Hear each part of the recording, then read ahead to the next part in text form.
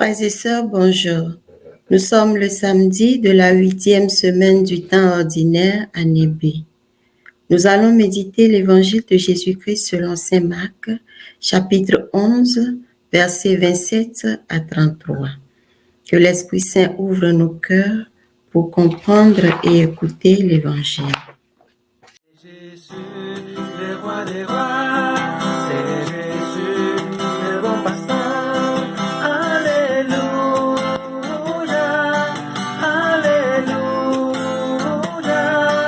Alléluia,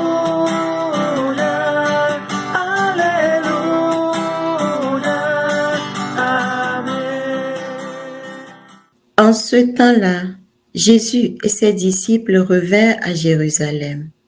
Et comme Jésus allait et venait dans le temple, les grands prêtres, les scribes et les anciens vinrent le trouver. Ils lui demandaient, « Par quelle autorité fais-tu cela?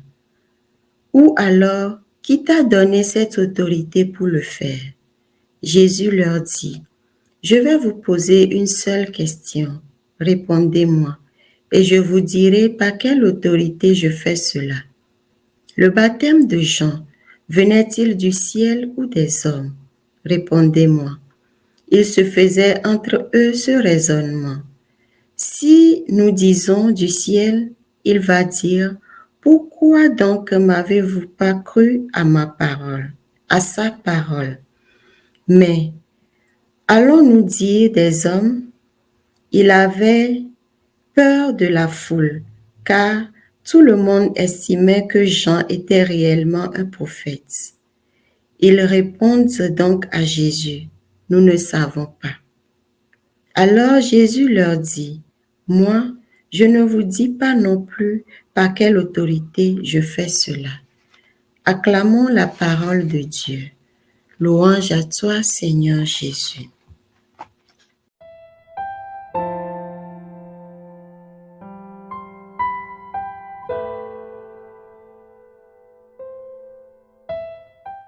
L'évangile que nous venons d'écouter nous dit que les grands prêtres, les scribes et les anciens vinrent trouver Jésus.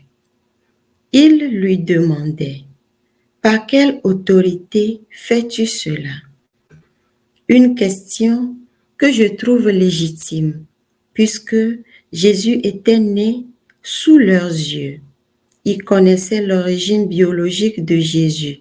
Ils connaissaient ses parents et ses cousins. Dans l'évangile de saint Marc, un peu plus loin, on nous fait comprendre que les auditeurs de Jésus s'interrogeaient de l'origine de sa sagesse. Ils se demandaient d'où lui venait cette sagesse. Ainsi, devant l'étonnement et le manque de foi de son public, Jésus n'a pu accomplir de miracle. Ces scribes et pharisiens, au lieu de voir au-delà de la simple personnalité du fils du charpentier, ont préféré s'attarder sur les détails de sa vie, au risque de passer à côté de la grâce. Nous aussi, il nous arrive de focaliser notre attention sur les détails, au point de passer à côté de l'essentiel. Nous disons bien de fois, ce petit enfant, cet ivrogne, ce moins que rien, qu'est-ce qu'il a de nécessaire ou de plus grand à nous enseigner? Qu'est-ce qu'il peut bien connaître plus que nous? Et ça nous fait passer des fois à côté de la grâce, des fois à côté des paroles de sagesse ou de la lumière que le Christ peut nous apporter à partir de ces personnes-là. Prions pour que le Seigneur nous accorde la grâce de la sagesse et du discernement en toute occasion.